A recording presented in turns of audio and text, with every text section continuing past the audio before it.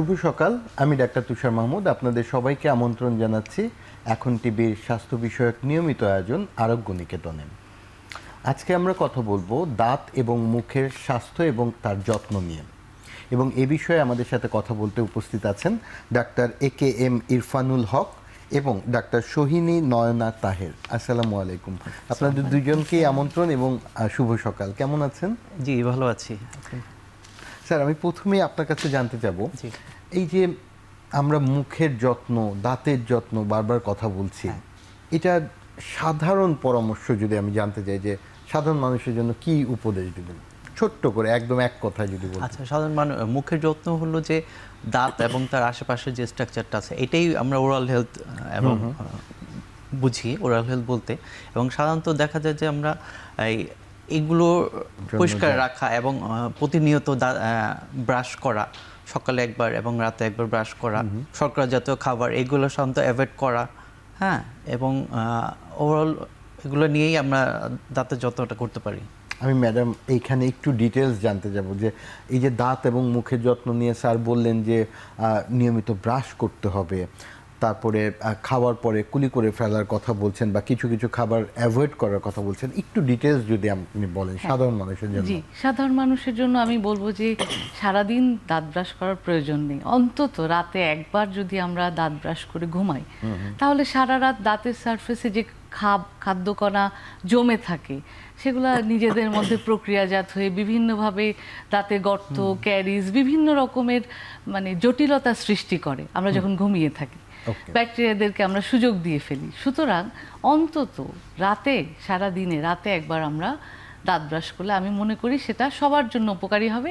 আর যেহেতু সারা রাত আমরা কোনো কিছু খাই না, তো ঘুম থেকে উঠে আমরা লবণ গরম পানি দিয়ে একটু জাস্ট একটু নাতিশীতোষ্ণ পানি দিয়ে একটু লবণ মিশিয়ে কুলি করলাম, তারপর আমরা কাজে চলে গেলাম, হতে পারে। এটা সবচেয়ে খুব প্রয়োজনীয় এবং এটা খুব ফলদায়ক। ওকে, তার মানে আমরা যদি দুইবার দাঁত মাজতে চাই তাহলে সকালে এবং রাতে অন্তত, আর যদি অন্তত একবার হয় তাহলে সেটা অবশ্যই ঘুমাতে যাবার আগে রাতে। আমাদের যেটা অনেক সময় এটা আমাদের কিন্তু একটা প্র্যাকটিস আছে, একটা ভ্রান্ত ধারণা, আমরা সবাই ঘুম থেকে উঠেই সবার আগে কি করি, দাঁত ব্রাশ করি। একটা পেস্ট, এটা একটা এমন বিভিন্ন ইনগ্রেডিয়েন্টস দিয়ে যে পেস্ট, সেটা মুখগহ্বরে যাচ্ছে, সেটা তো উচিত না। বিভিন্ন রকম রিয়াকশনও করতে পারে, সব পেস্ট তো সেফও হয় না। সেই জন্য আমরা অন্তত সারাদিনে 24 ঘন্টার মধ্যে রাতে ঘুমোতে যাওয়ার আগে, যেহেতু সারাদিন আমরা বিভিন্ন রকমের খাদ্য গ্রহণ করি, তাই ঘুমোতে যাওয়ার আগে আমাদেরকে একবার হলে দাঁত ব্রাশ করতে হবে অবশ্যই। যে দাঁত ব্রাশটা করব এবং দাঁত ব্রাশের ক্ষেত্রে যে পেস্টের কথা বলছেন, অনেকেই আছেন যে এখনো ছাই বা কয়লা দিয়ে দাঁত মাজে, এই বিষয়ে যদি একটু স্যার বলেন। আসলে কয়লা দিয়ে দাঁত মাজলে অনেকে মনে করে যে দাঁত চকচক করবে, এটা আমাদের আসলে একটা ভ্রান্ত ধারণা। ঠিক আছে, কিন্তু আসলে কয়লা দিয়ে দাঁত মাজলে এটা তো একটা আসলে বালি জাতীয় জিনিস, এটা দাঁতকে আরো ক্ষতি করে, দাঁতকে ক্ষয় করে দেয়। অবশ্যই দাঁত ব্রাশ করতে পেস্ট নিতে হবে, এডিকুয়েট পরিমাণ পেস্ট নিতে হবে, এবং ব্রাশের যে টেকনিকটা, হ্যাঁ, সেটা আসলে সাধারণত দেখা যায় যে মানুষ অনেকক্ষণ ধরে ব্রাশ করে, তো এটা আসলে দরকার নেই। তো অ্যাকচুয়ালি যদি আমরা টেকনিকটা ফলো করি, যেমন ভিতর থেকে বাহির দিকে, মাড়ি থেকে দাঁতের দিকে একটু ঘুরে ঘুরে ব্রাশ করি, সাধারণত দেখা যায় যে প্রতিটি ডাক্তারি চেম্বারে গেলে অথবা হসপিটালে গেলে ওরা ইনস্ট্রাকশন দিয়ে দেয় কীভাবে ব্রাশ করবে, তো ওটা ফলো করলেই চলবে। মোটামুটি 1 থেকে 2 মিনিট ব্রাশ করলেই এনাফ। ওকে, কয়লার কথা বললেন যে স্যার বললেন যে এটা ডেফিনেটলি একটা স্টোন বা ইয়ে, কিন্তু আমাদের দেশে মানে আমি সাধারণ অনেক জায়গাতেই এখনো দাঁতের মাজন হিসেবে প্যাকেট পাওয়া যায়, এইটার বিষয়ে যদি একটু বলেন। এই যে বিভিন্ন ক্ষতিকারক বস্তু তো থাকেই, এবং এটা দাঁতের যে আমাদের যে এনামেল, সেটাকে খুব ক্ষতিগ্রস্ত করে। শুধু যে এনামেলকে ক্ষতিগ্রস্ত করে তা না, আমাদের মুখগহ্বরে জিহ্বা আছে, বাক্কাল মিউকাস আছে, বিভিন্ন রকমের যে আশেপাশের যত স্ট্রাকচার মুখগহ্বরের, সেগুলোকেও ক্ষতিগ্রস্ত করে। এবং আস্তে আস্তে আমরা রুগীরা এসব যে পদার্থগুলো তারা দাঁতে প্রতিনিয়ত ওনারা ব্যবহার করে জানে, সেই সবার আগেই বলে আমার মুখে দাঁত শিরশির করে। এই এই সবার আগে প্রথম কমপ্লেনটাই, যেটা আমরা মেডিকেল টার্মে সেনসিটিভিটি বলি, এবং বাংলায় রোগীরা সচরাচর বলে যে ম্যাডাম আমার তো সে কোন ঠান্ডা পানি গরম পানি যাই খাই, খাবার খেলেও শিরশির করে ওঠে দাঁত। এটা হচ্ছে সবচেয়ে ক্ষতিকারক দিক, এসব পদার্থ যেগুলো আমরা মাজন হিসেবে আমরা প্রতিনিয়ত ব্যবহার করছি। ওকে। এবং অনেক সময় ম্যাডাম আপনি যেটা বলছিলেন যে দাঁতের যত্নের জন্য ব্রাশ করতে হবে, জি, বাচ্চাদের ক্ষেত্রে মানে যদি একটু স্পেসিফিক কোনো গাইডলাইন আছে কিনা, কারণ বাচ্চারা অনেক সময় চকলেট জাতীয় জিনিস বেশি খাচ্ছে, বেশি সুগারি কন্টেন্ট বেশি হচ্ছে, তাদের জন্য কি পরামর্শ? বাচ্চাদের ক্ষেত্রে, বাচ্চাদের যে শিশুকালে সবাই চকলেট খায়, আপনি বাইরের দেশেও দেখবেন চকলেট ক্ষতিকারক কিছু না, যদি মারা অত্যন্ত মানে কি বলবো মনোযোগী হয়ে শিশুদেরকে অন্তত রাত্রে নিজেরা দাঁড়িয়ে ছোট খুব সফট ব্রিসেলের ছোট ব্রাশ যেগুলো পাওয়া যায় বাচ্চাদের উপযোগী, সেগুলো দিয়ে যদি রাতে তাদেরকে ব্রাশ করানো হয়, আমি মনে করি সেটা কোনো ক্যারিজ বা কোনো জটিলতা সৃষ্টি করবে না, অন্তত তার মুখগহ্বরে অথবা দাঁতে মারা। এবং আমরা অনেক সময় বলে যে একদম পোকা খেয়ে যাচ্ছে সুগারিটি, এই বিষয়ে যদি সুগারি, ওই যে আমরা অনেক সময় নার্সিং বটল ক্যারিজ বলে থাকি, ঘুমোতে ঘুমোতে বাচ্চারা ফিডার খেয়ে খেয়ে ঘুমিয়ে যাচ্ছে, তখন তো সেটা লালার মধ্যে মুখের দাঁতের পুরো উপরিভাগে ঘুরতে থাকে, সেভাবেই তো জটিলতার বিভিন্ন জটিলতার সৃষ্টি হয়, বাচ্চাদের দাঁতে গর্ত হয়, এভাবেই তো দাঁত আস্তে আস্তে ক্যারিজের দিকে চলে যায়। এক্ষেত্রে আমরা ক্যারিজ, যেটা আমরা খুব ভালো বাংলায় বলবো যে মানুষ বলে আমার দাঁতে পোকা লেগে গেছে, কিন্তু আমরা মেডিকেল টার্মে বলি ক্যারিজ। যেটা হয় যে যখন এই রুগী আসেন, আমরা প্রথমেই যখন তাকে চেয়ারে আমরা তাকে দেখি, পরীক্ষা করি, প্রথমেই আমরা দেখি যে একটু গর্ত হয়ে আছে, হ্যাঁ, এবং এটাকে আরেকটু আমরা আরো বেশি মানে শিওর হওয়ার জন্য, আরো বেশি আমরা ডায়াগনোসিসটাকে পারফেক্ট করার জন্য আমরা একটা এক্সরে দিয়ে থাকি। বাচ্চাদের ক্ষেত্রে তো আমরা একটি নির্দিষ্ট জাতের এক্সরে দিলে তারা খুব মানে আনকমফোর্টেবল থাকে, এই ক্ষেত্রে আমরা বাচ্চাদের ক্ষেত্রে ওপিজি এক্সরে দিয়ে থাকি, এটা খুব মানে খুব সহায়তা করে এবং বাচ্চাদের খুব ফ্রেন্ডলি একটা এক্সরে ওপিজি। এই জন্য তারপর আমরা এক্সরে দেখার পর আমরা দেখি যে যেহেতু এখানে কিছু দুধ দাঁত থাকে, কিছু মানে স্থায়ী দাঁত চলে আসে, তো এই ক্ষেত্রে এক্সরেতে তখন যেগুলো দাঁতের রুট ফর্মেশন একদম পুরোপুরি হয়ে গেছে এবং দাঁতগুলা নড়ছে কিছুটা, সেগুলো আমরা ফেলে দিই। এবং এই ক্ষেত্রে যে মাঝে মাঝে আমরা যেই ভুলটা, রুগীরা বলেন যে ফেলে দেন, কিন্তু রুগীর এখনো বয়স হয়নি, ছোট বাচ্চার যে দাঁত পড়ার যে বয়স, সেই বয়সে সেটা ফেলতে হবে, আর যখন সময় হয় না তখন সেই দাঁতটাকে আমরা ফিলিং বা পালপেক্টমি, মেডিকেল টার্মে পালপেক্টমি, পালপোটমি করে দাঁতটাকে প্রিজার্ভ করার চেষ্টা করি। এবং এই ক্ষেত্রে আমরা সিরিয়াল এক্সট্রাকশন বলে একটা টার্ম খুব ইউজ করি, যে যখন যেই দাঁত পড়বে সেটা যদি সে সময় না পড়ে, আমরা সেটাকে ফোর্সফুলি তুলে ফেলবো। আবার অনেক দাঁত আছে যেগুলো আমরা আগেই ফেলে দিলে দাঁত আঁকা বাঁকা হওয়ার একটা সম্ভাবনা রয়েই যায় বাচ্চাদের ক্ষেত্রে। আবার অনেক সময় তো যে দাঁত পড়ছে না, যে নিচ থেকে পিছন দিক দিয়ে দাঁত উঠে যাচ্ছে কিন্তু খেয়াল করছে না, এই ক্ষেত্রেও কি মানে সময়ের মধ্যে ফেলে? হ্যাঁ, অবশ্যই আমরা ওই এক্সরেটাকে আমরা আর্লি এজে এক্সরেটাকে ধরেই আমরা কোন দাঁত কখন যখন রুট ফর্মেশন হয়ে গেল কমপ্লিট, সেই দাঁতটা তখন আমরা যেটা ডেসিডুয়াস টিথ সেটাকে আমরা ফেলে দেবো, দুধ দাঁতটা, কারণ তখন তো পার্মানেন্ট টুথ জাম অলরেডি রেডি অক্লুশনে আসার জন্য।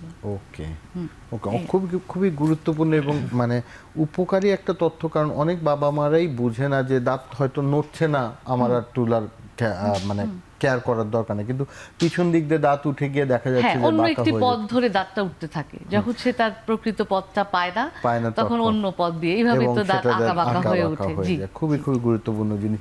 ইরফান স্যার, আমি আপনার কাছে জানতে যাব, ম্যাডাম যেটা বলছিলেন যে এইরকম দাঁতে পোকা ধরে যায়, যেটা সহজ বাংলায় বুঝে যে ক্যারিজ যেটাকে বলছি আমরা, পোকা খেয়ে ফেলছে, হ্যাঁ, অনেক একবারে সবগুলি দাঁত, এবং তখন আমরা বলছি তুমি বেশি চকলেট খাও দেখেই তোমার দাঁতে এরকম পোকা হচ্ছে।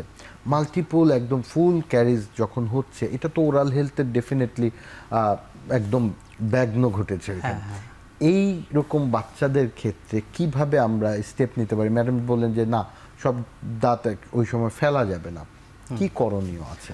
আচ্ছা, প্রথমত বাচ্চাদের আসলে বয়স ভেরি করে, যেমন হলো যে 3 থেকে 4 বছর, এই বয়সটা তো আসলে বাচ্চারা টোটালি বুঝে না, মারাও আসলে অনেকটা অবহেলাই করে যে বাচ্চারা যখন যা চাচ্ছে তা খেতে দিচ্ছে, চকলেট খাবার তো এটা তো কমন, খাচ্ছে এবং এর জন্য দেখা যায় যে নিয়মিত চকলেটটা লেগে থাকে, বিশেষ করে ব্ল্যাক চকলেটগুলো দাঁতে, এগুলো স্টিকি খুব, এগুলো দাঁতের সাথে একদম লেগে থাকে এবং এগুলো কিছুক্ষণ পরে দেখা যায় যে এগুলো গলে গিয়ে অ্যাসিড ফর্ম করে এবং দাঁতের অ্যানামেলটা গলিয়ে দেয়। ঠিক আছে, তো যেটা করা দরকার, এই বাচ্চাদের মাদেরও একটু করতে হবে, এডুকেশন দিতে হবে যে বাচ্চাদের কিভাবে যত্ন নিতে হবে। তারা সাধারণত বাচ্চাদের নিয়ে যদি ডাক্তারের কাছে আসে, ডাক্তার বুঝিয়ে দেবে যে কিভাবে করবেন প্রাথমিক অবস্থায়, যে এই 3 থেকে 4 বছর বয়সে আমরা কোনো স্পেসিফিক ট্রিটমেন্টও দিতে পারি না বাচ্চাদের, কারণ বাচ্চারা সাধারণত একটা ভয় পায় চেয়ারে বসতে, ডাক্তারের কাছে আসতে। হ্যাঁ, তো এই সময়টা খুব ইম্পর্টেন্ট যে ক্যারিজটা প্রিভেন্ট করা। এটা এর মুখ্য ভূমিকাটা আসলে বাবা মাকেই নিতে হবে এটা। তো মোটামুটি 3-4 বছর পার হয়ে গেলে যখন আমাদের কাছে আসে, মোটামুটি আমরা 5 ইয়ার্স থেকে আমরা ট্রিটমেন্টটা করতে পারি। যেমন ক্যারিজের ক্ষেত্রে বিভিন্ন ধরনের ট্রিটমেন্ট আসছে, যে আমরা প্রাইমারিলি ফিলিং করে দিতে পারি বাচ্চাদের। আরেকটা যেটা বললাম, আরেকটা করা যায়, সেটা হলো যেটা বাইরের দেশগুলো করে, ওয়াটার ফ্লুয়ারিডেশন, পানির মধ্যে এই ফ্লুয়েডের একটা কনসেন্ট্রেশন দিয়ে দেয়, যেটার জন্য ফ্লুয়েডটা ক্যারিজ প্রিভেন্ট করে। এটা আর্লি এজ থেকেই যদি শুরু করা যায় আমাদের দেশে, তাহলে কিন্তু বাচ্চাদের ক্যারিজটা অনেকাংশে কমে যাবে। এটা সাধারণত বাইরের দেশে দেখা যায় যে বাচ্চাদের দুধের মাধ্যমে ফ্লুয়েড ইউজ করে, চকলেটের মাধ্যমে ফ্লুয়েড ইউজ করে। আবার যে বাচ্চাদের ক্যারিজের প্রবণতাটা বেশি, তাদের ক্ষেত্রে দেখা যায় যে মাউথওয়াশ আসছে, তারপর হলো লোশন আসছে, ফ্লুয়েড লোশন মুখের মধ্যে দিয়ে রাখা হয়। তো অনেক মেজার আছে যেটা আমাদের দেশে আসলে প্রপারলি এখনো শুরু হয় নাই। সাধারণত যখন বাচ্চারা আমাদের কাছে আসে, তখন আমরা দেখি আসলে কি ধরনের ক্যারিজ হয়েছে, একটা দাঁতে ক্যারিজ না অনেকগুলো দাঁতে ক্যারিজ। হ্যাঁ, তো তখন আমরা সাধারণত দেখা যায় যে একটা এক্সের মাধ্যমে দেখি যে অ্যাকচুয়ালি যে দাঁতটা কতটুকু গর্ত হয়েছে, গর্তটা কি ভিতরে পাল্প পেয়ে গিয়েছে নাকি যে সুপারফিশিয়াল আছে ছোট। তো যদি দেখা যায় যে সুপারফিশিয়াল থাকে, সেক্ষেত্রে আমরা ফিলিং টিলিং করে দাঁতটা ক্যারিজ প্রিভেন্ট করার চেষ্টা করি। আর যখন দেখা যায় যে অলরেডি ভিতরে মাংসটা পেয়ে গিয়েছে, হ্যাঁ, তো সেই ক্ষেত্রে আমরা আর ফিলিং টিলিং নর্মাল প্রসিডিউরে আর আসলে কাজ হয় না। তো তখন আমরা দেখা যায় যে বাচ্চাদের রুট ক্যানেল বলি আর কি, পালপেক্টমি অথবা পালপোটমি, বাচ্চাদের রুট ক্যানেলও আছে। ঠিক আছে, তো সেটার আসলে অন্য টার্মটাও সেটা বলে পালপোটমি অথবা পালপেক্টমি। কিন্তু ছোট বাচ্চাদের দুধ দাঁতের ক্ষেত্রেও কি? দুধ দাঁতের ক্ষেত্রে পালপেক্টমি, কারণ কি বাচ্চাটা যখন বিশেষ করে মাড়ির দাঁতগুলো, মাড়ির দুধ দাঁতগুলো, সেগুলো পূর্বে সাধারণত 9.5 আগে পড়ে না। তো যখনই বাচ্চাটা আমার কাছে 4.5-5 বছর বয়সে আসলো, তো সেক্ষেত্রে এই 9-9.5 পর্যন্ত তাকে তো অবশ্যই মেনটেন করতে হবে, তা নাহলে দাঁতে কেস থাকলে সে তো খেতে পারবে না, খেলেই ব্যথা শুরু হবে। তো এই জন্য অবশ্যই দাঁতে আমাদের সেই যে বাচ্চাদের যে পালপেক্টমি অথবা পালপোটমি এগুলা করে দাঁতগুলাকে প্রিজার্ভ করা হয়। ঠিক আছে, প্রিজার্ভ করে একটা সার্টেন বয়স পর্যন্ত, যেমন হলো 9.5। হ্যাঁ, এবং এর প্রিজার্ভ করার আরেকটা উদ্দেশ্য হলো যে যদি আর্লি পড়ে যায়, তাহলে আমাদের যে পার্মানেন্ট দাঁতগুলো আছে ভিতরে, সেগুলো উঠতে সমস্যা হবে। সেগুলোর জন্য যে স্পেসটা থাকা দরকার, দুধ দাঁত কিন্তু জয় স্পেসটা মেনটেন করে পার্মানেন্ট দাঁতের জন্য।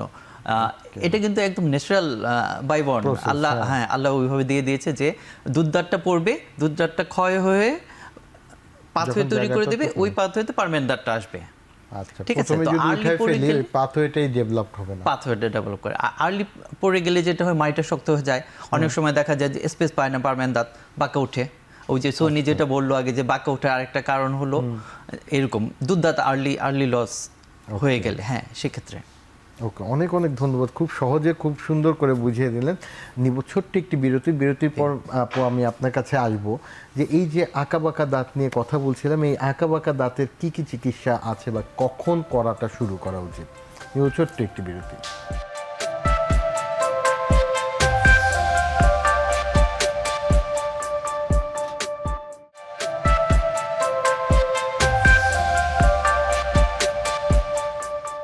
বিরতির আগেই আমরা কথা বলছিলাম দাঁতের বিভিন্ন সমস্যা নিয়ে এবং তাদের কিভাবে এই সুস্থতা নিশ্চিত করা যায়, তার পরিষ্কার রাখতে হবে এবং না রাখলে কি হতে পারে, একটা নিয়ে আসছিল যে দাঁত আঁকা বাঁকা হতে পারে এই ক্যারিজের প্রবলেমের জন্য। সোহিনী আপু, আপনি বলছিলেন যে ক্যারিজের একটা সমস্যা, যদি আমি আগে দাঁতটা তুলে ফেলি তাহলে আঁকা বাঁকা হতে পারে। আপনি কি একটু আমাকে সহজে বুঝিয়ে বলবেন যে অ্যাকচুয়ালি কখন দাঁতটা তোলা উচিত না, বা কি করলে আমি আঁকা বাঁকা দাঁত প্রিভেন্ট করতে পারি? আবারও পুরনো কথায় ফিরে আসব, যেই বছরে যেই দাঁত পড়বে, 11তে যদি আমার প্রিমোলার মোলার পড়ে যায়, সে সময় সেটা তুলে ফেলতে হবে, এবং অটোমেটিক্যালি যদি না পড়ে ফোর্সফুলি তুলতে হবে। তার মানে হ্যাঁ, সময়ের আগে, সময়ের আগেও তোলা যাবে না, পরেও পরেও না। ওকে স্যার, যেটা বলছিলেন যে অনেকেই বাচ্চা আসে আর্লি, যে একদম মাড়ির দাঁত পোকা খেয়ে গিয়েছে, বাচ্চার মারা যে না আমি রুট ক্যানেল করব না, তুলেই ফেলতে চাই, কিন্তু সেটাও একটা বাঁকা দাঁতের কারণ হতে পারে। জি, সে দাঁতটাকে আমরা সেই বয়স পর্যন্ত এটাকে আমরা সংরক্ষণ করব। বিভিন্নভাবে সংরক্ষণ করা যায়। আমরা ফিলিং করতে পারি, বাচ্চাদের রুট ক্যানেলকে আমরা কি পালপেক্টমি, পালপোটমি, বিভিন্ন টার্ম আমরা ইউজ করে থাকি। হ্যাঁ, সেভাবে যতদিন না তার সেই বয়সে সেই দাঁত পড়ার বয়সটা আসবে নির্দিষ্ট সময়, সেই পর্যন্ত সেই দাঁতটাকে আমরা সংরক্ষণ করব। যদি আমরা না করি, অন্য এই জায়গা থেকে যদি দাঁতটা তুলে ফেলি, অন্য দাঁতগুলা এই পথেই চলে আসবে এবং এভাবেই আঁকাবাঁকা দাঁতগুলো স্থান নিয়ে নেবে। ওকে, তাহলে এই যে দাঁতের আঁকাবাঁকা দাঁতের কথা বলছেন, এই আঁকাবাঁকা দাঁতটা যখন হয়ে গেল, আমি প্রিভেন্ট করতে পারলাম না, তারপরে আমি কিভাবে ট্রিটমেন্ট করব? কারণ সবাই চায় যে একদম সুন্দর একটা হাসির জন্য একদম পরিপাটি দাঁত, তো সেই আঁকাবাঁকা দাঁতটা মানে হয়ে গেলে কি করতে পারি? আচ্ছা, আঁকাবাঁকা দাঁত আসলে আমি যেটা বলেছিলাম আগেও, যে আর্লি লসটা প্রিভেন্ট করতে হবে, মানে তাড়াতাড়ি যাতে দুধ দাঁতগুলো না পড়ে যায়, কারণ তখন স্পেসটা মেনটেন হয় না। দুধ দাঁত পড়ে গেলে সাধারণত দেখা যায় যে যে জায়গাটা থাকে ওই জায়গায় পাশের দাঁতগুলো এসে স্পেসটা ক্লোজ করে দেয় অলমোস্ট।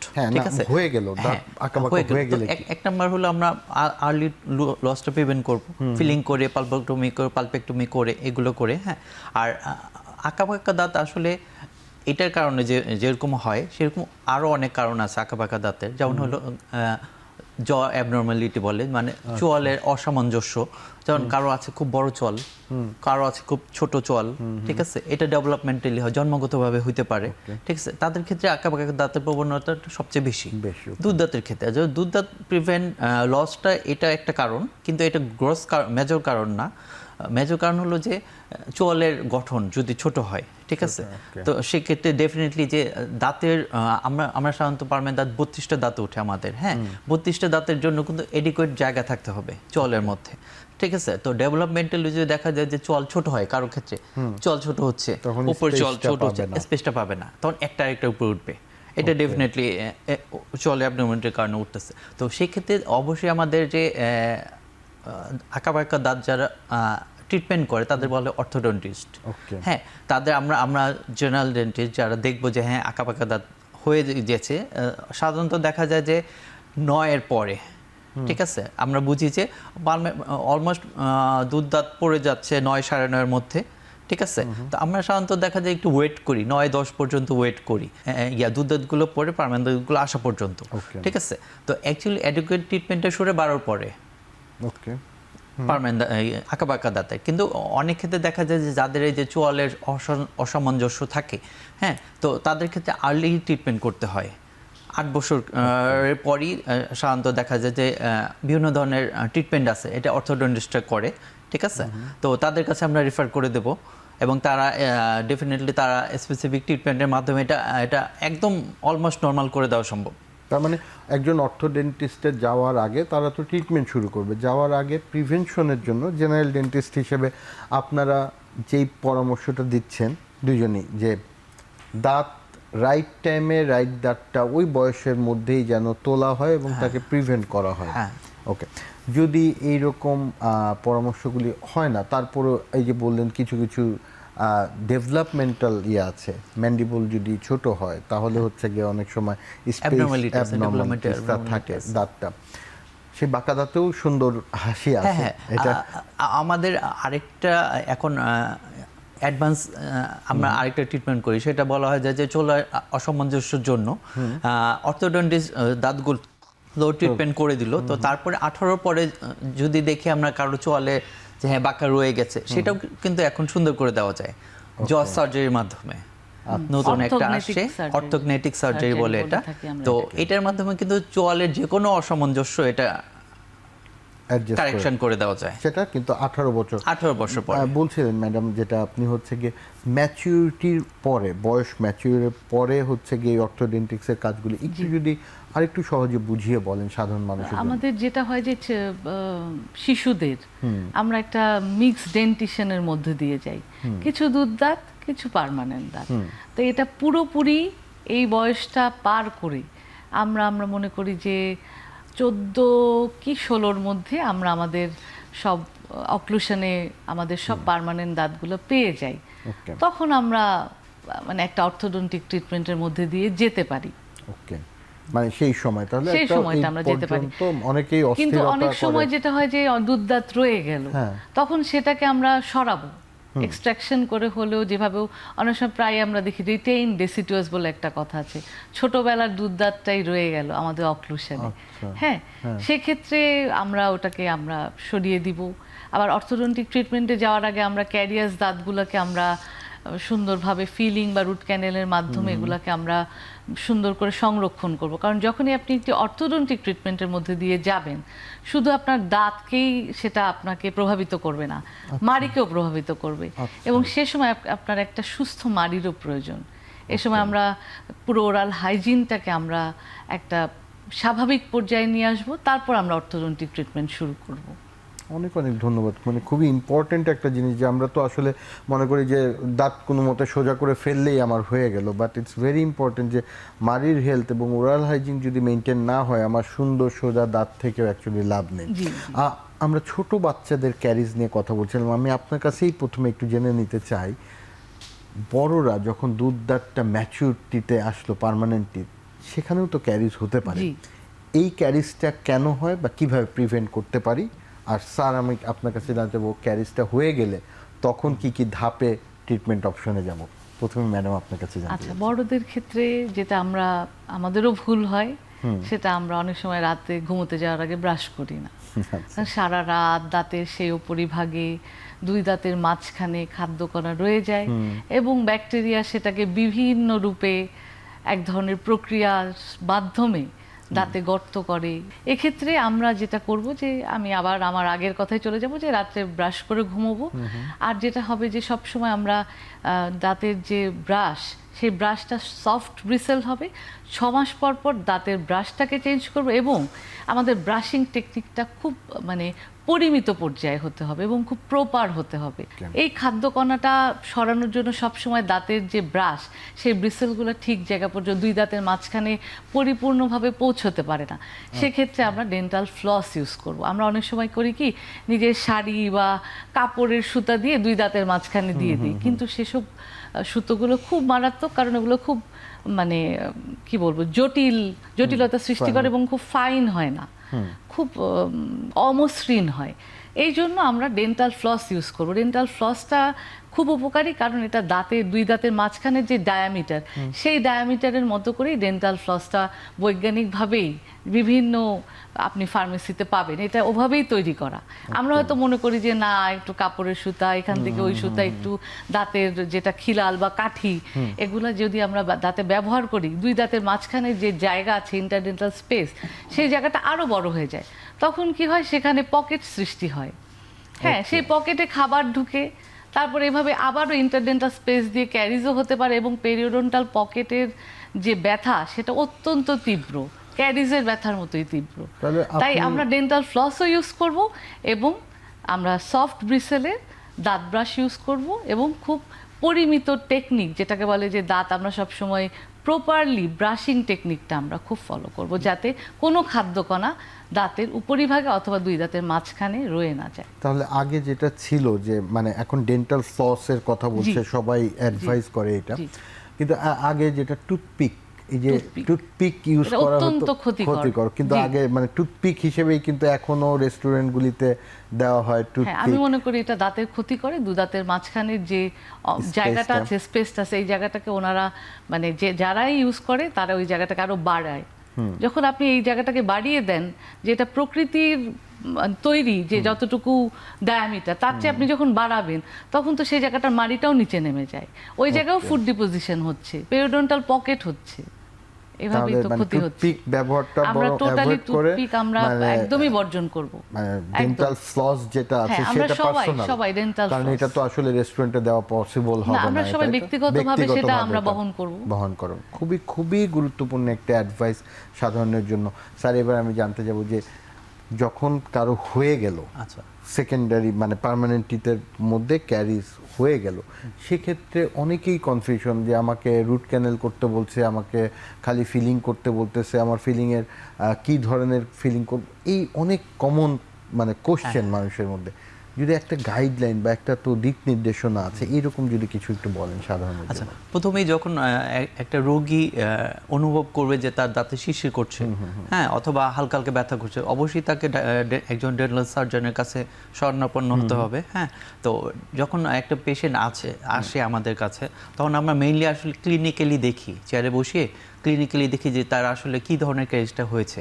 হ্যাঁ, তো সাধারণত ম্যাক্সিমাম ক্ষেত্রে দেখা যায় সুপারফিশিয়াল ক্যারিজ যদি থাকে, হ্যাঁ, তো সেই ক্ষেত্রে আমরা যে কোনো সেন্সিটিভিটি ওরকম নাই, অথবা হালকা সেন্সিটিভিটি, তো সেক্ষেত্রে আমরা ওই দাঁতে ফিলিং করে দিতে পারি। অনেক ধরনের ফিলিং আছে, হ্যাঁ, এখন সাধারণত লেটেস্ট ফিলিং আছে, কসমেটিক ফিলিংও আছে, ওগুলোও করে দিতে পারি। বোঝা যায় না যে ফিলিং করলে এরকম হয়। হ্যাঁ, এটা সাধারণত দেখা যায় যে ছোট ধরনের কেজের ক্ষেত্রে। আর যদি দেখা যায় যে হ্যাঁ কেজটা বড় হয়ে গেছে, দুই দাঁতের মাঝখান দিয়ে দেখা যাচ্ছে না ওরকম, তো সেক্ষেত্রে আমরা একটা এক্সরে দিই। হ্যাঁ, মোস্ট প্রবাবলি একটা ওপিজি এক্সরে বলা হয়, একটা বড় সবগুলো দাঁতের জন্য। ঠিক আছে, এটা দিলে আমরা সাধারণত দেখা যায় তার ওভারঅল সবগুলো দাঁত দেখতে পারি যে কি ধরনের, কোন দাঁতের কি অবস্থা, হ্যাঁ, কেজটা কতটুকু ডেভেলপ করছে, বাল্ব টাচ করেছে কিনা। তো আপনি যেটা বললেন যে রুট ক্যানেল, পেশেন্টের কনফিউশন যে কি করব, তো সেটা দেখা যায় যে যখন ক্যারিজটা পাল্পে টাচ করে ফেলে, তো সেক্ষেত্রে তখনই আমরা রুট ক্যানেলের পরামর্শ দিই যে দাঁতটা আপনার নর্মালি হবে না, রুট ক্যানেল করতে হবে। ঠিক আছে, তো এক্ষেত্রে একটা জিনিস জানা দরকার, আসলে পেশেন্টরা সবসময় আসে আমাদের ব্যথা নিয়ে, কেউ কিন্তু খুব হালকা শিরশির করছে অথবা ক্যাভিটি হয়েছে এরকম কিন্তু পার্সেন্টেজ খুবই কম। হ্যাঁ, তো আমাদের কাছে যখন আসে অ্যাকচুয়ালি, তখন পেশেন্টের একটা ভ্রান্ত ধারণা ডাক্তার গেলে রুট ক্যানেলের কথা বলে, তো এটা আসলে ঠিক না। তো আপনারা তো আসেনি আসলে ব্যথা নিয়ে, যখন ব্যথা নিয়ে আসেন তখন কিন্তু আমাদের আসলে অল্টারনেটিভ কিছু করা থাকে না। হ্যাঁ, তো ফিলিং সাধারণত করা হয় যখন পাল্পটা ভিতর মাংসটা না পায়, অথবা মাংস থেকে কেজটা অনেক দূরে থাকে।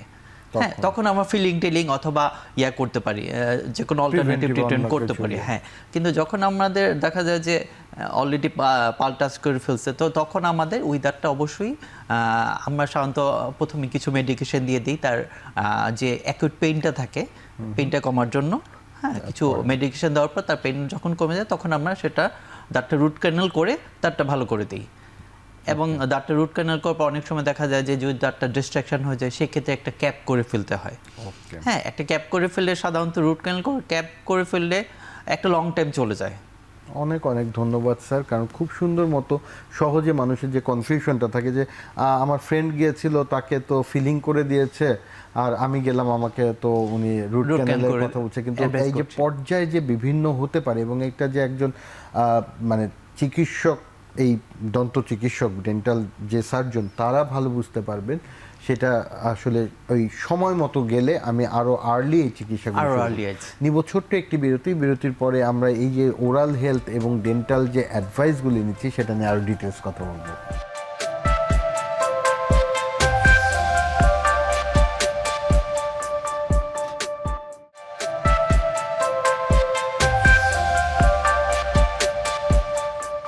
বিরতির আগে আমরা কথা বলছিলাম দাঁতের বিভিন্ন রোগ নিয়ে, ছোট বাচ্চাদের দাঁতের সমস্যা নিয়ে, তারপর ছোট বাচ্চাদের এই যে দাঁতে পোকা, দাঁতের আঁকাবাঁকা দাঁত নিয়ে বা ক্যারিজ নিয়ে কথা বলছিলাম। এখন আমি একটু স্পেসিফিকলি স্যার আপনার কাছে প্রথমে জানতে যাব, বয়স্ক যারা আছে এবং আমাদের এখনকার লাইফস্টাইলে কিন্তু অনেক বেশি নন কমিউনিকেবল ডিজিজ যেগুলি আছে, ডায়াবেটিক, হাইপারটেনসিভ, এইরকম রুগীদের কি দাঁতের জন্য বা ওরাল হেলথের জন্য স্পেশাল কোনো কেয়ার করা উচিত, বা তাদের বেশি হতে পারে কিনা, সেই প্রিভেনশনের জন্য কিছু করণীয় কি আছে? হ্যাঁ, অবশ্যই আছে। যেমন হলো ডায়াবেটিক পেশেন্ট যেটা বললেন আপনি, এখন তো আমাদের আসলে ডায়াবেটিসটা দেখা যায় যে অনেকের প্রতি ঘরে ঘরেই একজন হয়তো বা হয়ে যাচ্ছে এরকম। ঠিক আছে। আর ডায়াবেটিসটা তো হলো এমন একটা রোগ যেটা আমাদের অনেকগুলো সিস্টেমকে একসাথে ধরে। হ্যাঁ, যেমন চোখ, heart, kidney, skin, nervous system এবং দাঁত বা ওরাল হাইজিন ওভারঅল দাঁত এবং অ্যাসোসিয়েটেড স্ট্রাকচার। ম্যাক্সিমামের ক্ষেত্রে দেখা যায় যে ডায়াবেটিক পেশেন্ট আসতেছে যে বলতেছে আমার দাঁত নড়তেছে, আমাদের কাছে এসে দেখা যায় যে আমার এই দাঁতটা নড়তেছে। দাঁত ভালো কিন্তু স্ট্রাকচার লুজ হয়ে গেছে, নড়তেছে, ঠিক আছে। তো ম্যাক্সিমাম ক্ষেত্রে দেখা যায় যে তাদের যে ডায়াবেটিসের জন্য যে চিনির যে ইয়াটা, ঠিক আছে, এইটার জন্য সাধারণত দেখা যায় যে আমাদের দাঁতের যে স্ট্রাকচার পেরিওডন্সিয়াম আছে, দাঁতটা যেভাবে ধরে রাখে সেই জিঞ্জাইভাটা এবং ওভারঅল যে দাঁতের স্ট্রাকচার সেটা লস করে ডায়াবেটিসের জন্য, ঠিক আছে।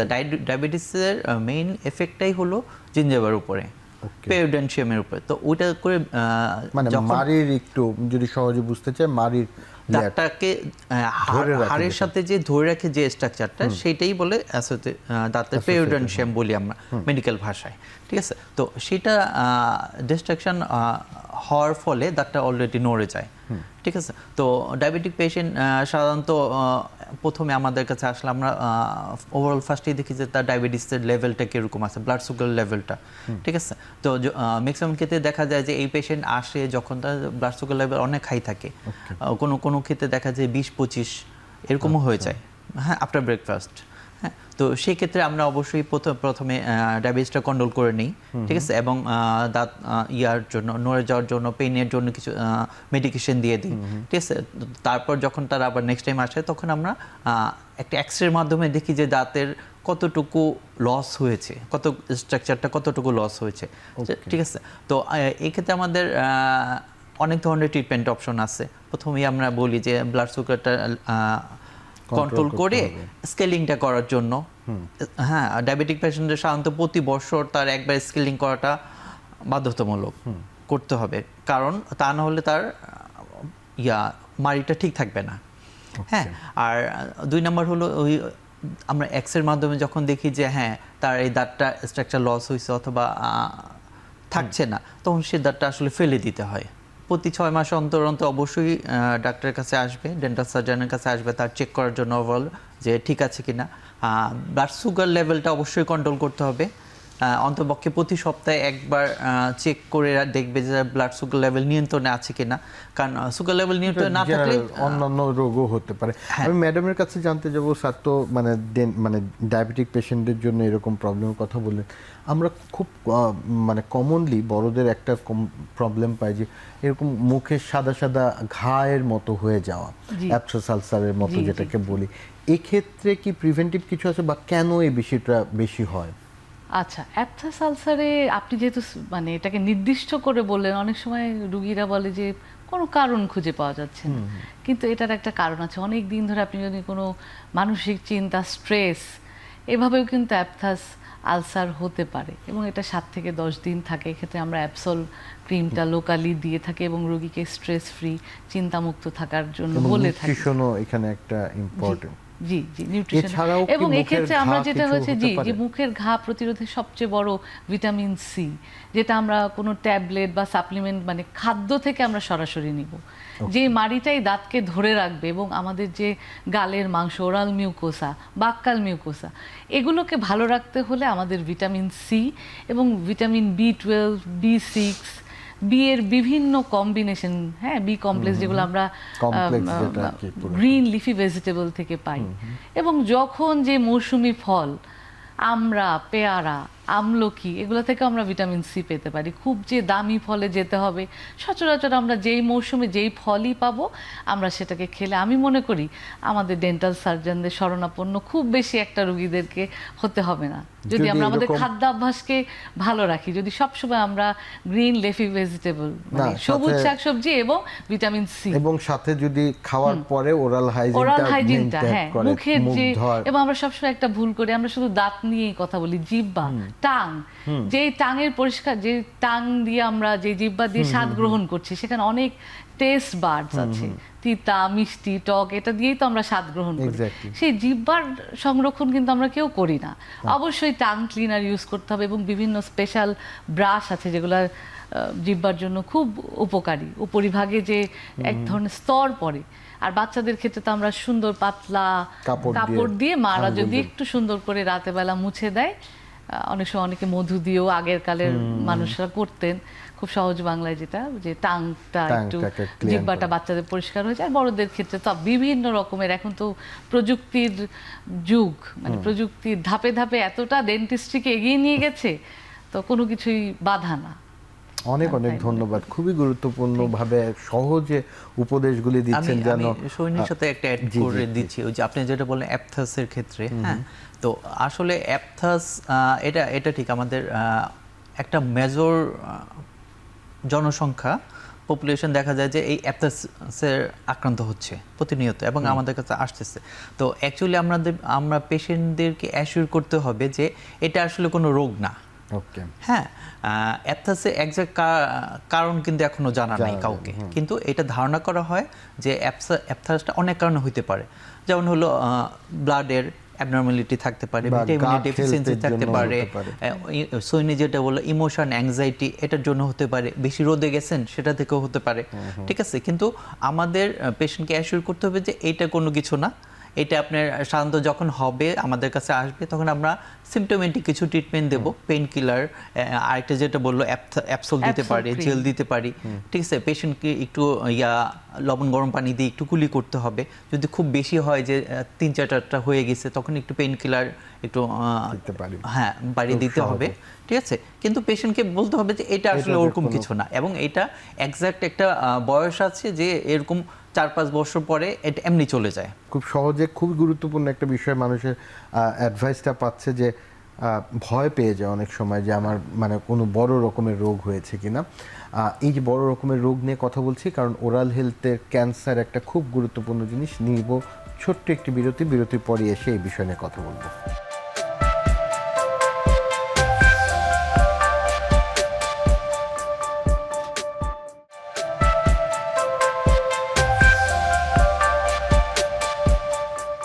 বিরতির আগে আমরা কথা বলছিলাম মানে ওরাল হেলথের বিভিন্ন রকম জিনিস। আমরা এইবার একটু ডিটেলস একটু কথা বলতে চাবো।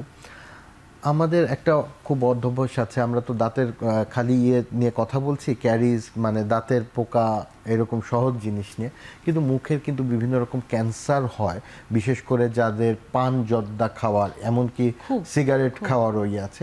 আমি ম্যাডাম আপনার কাছে সহজে মোটা দাগে একটু জানতে যাবো যে এটার প্রকোপটা কীরকম, আমাদের দেশে কীরকম এখন অবস্থা এবং এর ট্রিটমেন্ট নিয়ে কি অপশন। আসলে আমাদের দেশে আমরা বাঙালিরা খুব শখের মানুষ, তো আমরা অনেক সময় শখ করে পান খাই, সেটার সাথে একটু জর্দা নেই, একটু চুন নেই।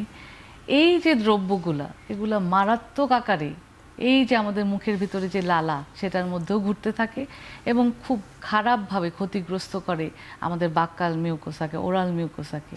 এভাবেই তো ক্যান্সারের শুরু, এবং বিভিন্ন প্রি ক্যান্সারাস লেশন তৈরি হয়। যে তামাক পাতা, জর্দা, চুন, এগুলো অত্যন্ত মানে এই যে অভ্যাস, এই প্রতিনিয়ত আমরা যে অভ্যাসের মধ্যে দিয়ে যাচ্ছি, এভাবেই ক্যান্সারের শুরুর পথটা আমরা শুরু করি। এটা আমাদের টোটালি বর্জন করতে হয়। প্রকৃতপক্ষে পানের সাথে জর্দা, চুন, এই যে তামাক পাতা, এগুলোকে আমরা একেবারেই, যেহেতু ম্যাডাম বললেন যে আপনি যে আমরা খুব শখে খাই পান, হ্যাঁ জর্দা পান কিন্তু শখে খায় না, কিন্তু এখন অনেক অভ্যাস করে খায়, অনেকে একদম তার অভ্যাসে প্রতিনিয়ত শখ করে যে পানটা খায় অনেকেই, কিন্তু এটা দেখা যায় আবার বেশিও মিষ্টি পান, হ্যাঁ খাওয়ার পরে মিষ্টি পান, বিয়ে বাড়িতে তো এটা ম্যান্ডেটরি হয়ে গেছে। এই মিষ্টিকামটাও কি মিষ্টি পানটা আসলে তেমন ক্ষতিকর আমি মনে করি না, কারণ নিয়মিত খেলে সেটাও নিয়মিত যদি আপনি এবং খাওয়ার পরে আমি যদি মুখটা পরিষ্কার সাথে সাথে আমরা যদি পরিষ্কার করে ফেলি। আর প্রায় যে আমরা যে ধরনের রোগী পাই, খুব অল্প সংখ্যকই পাই যে আমরা অ্যালকোহলিক রোগী পাই, খুব পানির মতো অ্যালকোহল খাচ্ছে, তখন তারা কি নিয়ে আসে, অনেক দাঁত সেনসিটিভিটি, হ্যাঁ কালার ডিসকালারেশন নিয়ে আসে।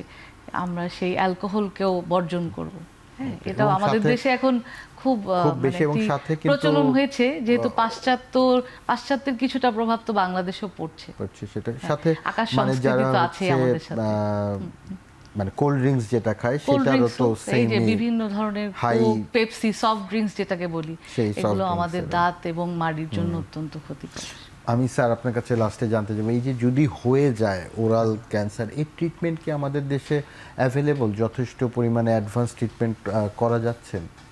হ্যাঁ, ওরাল ক্যান্সার তো আসলে আমাদের একটা মহামারীর আকার ধারণ করতেছে। কারণ ম্যাক্সিমাম ক্ষেত্রে দেখা যায় যে রিমোট এরিয়ায়, মানে আমাদের গ্রাম বাংলায়, গ্রামগঞ্জে রুগীরা সাধারণত ওরাল হাইজিন সম্বন্ধেই জানে না, সচেতন না। হ্যাঁ, আর ক্যান্সারটা তো আসলে তারা বুঝেই না, ঠিক আছে। তো সেক্ষেত্রে যখন দেখা যায় যে তারা সাধারণত দেখা যায় যে রোগ হলে খুব একটা ডাক্তারের কাছেও যায় না, তো যখন আমাদের কাছে নিয়ে আসে তখন দেখা যায় যে ক্যান্সারটা আসলে অনেক অ্যাডভান্স স্টেজে চলে গেছে, বেশ বড় হয়ে গেছে অথবা ছড়িয়ে গেছে, গলার দিকে ছড়িয়ে গেছে। তো সেই ক্ষেত্রে দেখা যায় ট্রিটমেন্টটা একটু কমপ্লিকেটেড হয়ে যায়। হ্যাঁ, তো সাধারণত ওরাল ক্যান্সার যদি আর্লি স্টেজে আসে আমাদের কাছে, ঠিক আছে, তো সেটা খুব ভালো ট্রিটমেন্ট আছে আমাদের।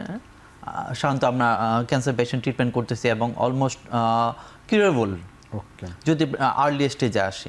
কিন্তু আর্লি স্টেজটা আসলে তার এটা আমি বলবো যে আমাদের ডেন্টাল সার্জনদেরও আসলে ক্যান্সারের ব্যাপারে একটু নলেজ নিতে হবে। যারা নর্মালি যে জেনারেল প্র্যাকটিস করতেছে তারা যদি অন্ততপক্ষে তাদের কাছে আসে, তারা যদি আমাদের যে ক্যান্সারটা বুঝে যে হ্যাঁ এটা একটা ঘা, অথবা একটা ক্যান্সারটা সাধারণত আমরা বলি একটা ঘাকে ক্রনিক বলি যখন সেটা 21 দিনের বেশি হয়ে যায়।